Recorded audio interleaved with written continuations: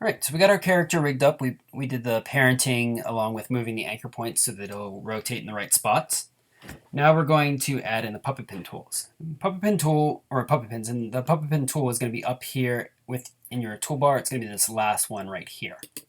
What that'll allow you to do is plot points throughout the body that allow you to bend this shape a little bit. So with your puppet pin tool, let's go ahead and turn mesh on so you guys can see a little bit of what's happening here. You're going to go ahead and start adding in your articulation points.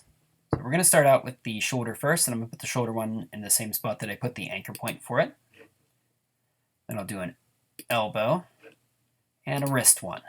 So anywhere you want the movement to kind of originate from. And that'll allow it to bend, like you see right here. Now, with the puppet pin tool, it's not going to allow you to use continuous rasterization as well. And you can see that when I turn it on, the mesh gets all weird and the points get all off.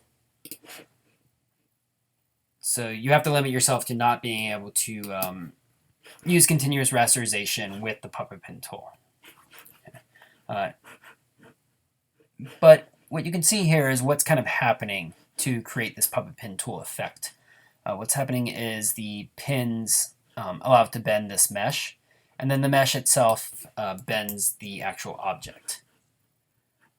There's a couple other properties up here. We have expansion property, and that's going to be how much area outside of the original shape of the illustration that the mesh is going to expand. It's good to keep it around 2 or 3 because you want to have a little bit more area. If you go too high, your mesh gets really big, and if you have details in here, you actually start to lose some of those details. If you go too low, we'll go as far as -4, you'll see that it actually pulls out and leaves stuff behind. So be really careful. I would recommend leaving it at the default setting of 3. That tends to give you a pretty good job of staying outside of the mesh and not having pieces get left behind. The triangles are going to be the amount of bending that's allowed in here, is how many triangles make up this mesh. The higher the number, the smoother the bends. The lower the number, the quicker the processing for it. So if you have a whole lot of triangles, it's going to slow down your processor a lot. If you have not too many triangles, it's going to be a little bit rough looking. So I'm going to set mine for the arm to about 150. Let's see what that looks like. I'll try to bend it. And it's still looking pretty good. It has a little bit of a hard edge to it, but I think it'll be fine for what we need.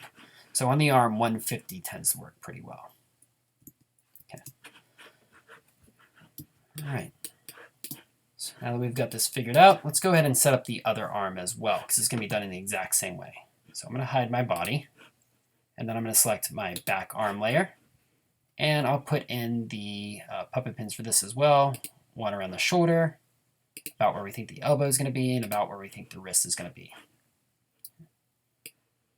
That looks pretty good. It'll remember what you had set previously for your expansion and triangle, and it'll match it in this one.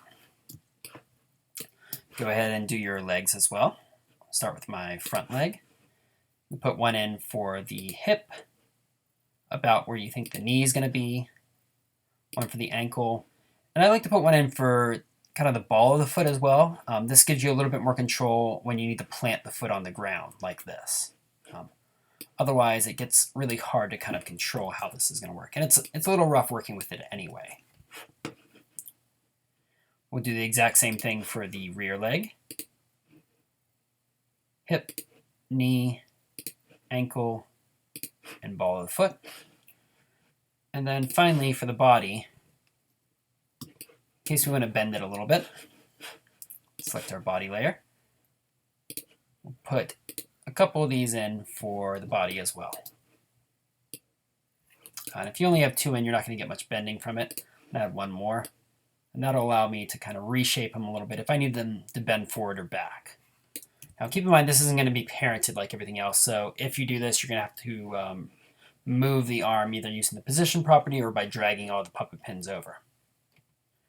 Right, so we've got our puppet pin set up. In the next video, we'll actually do some animation with it.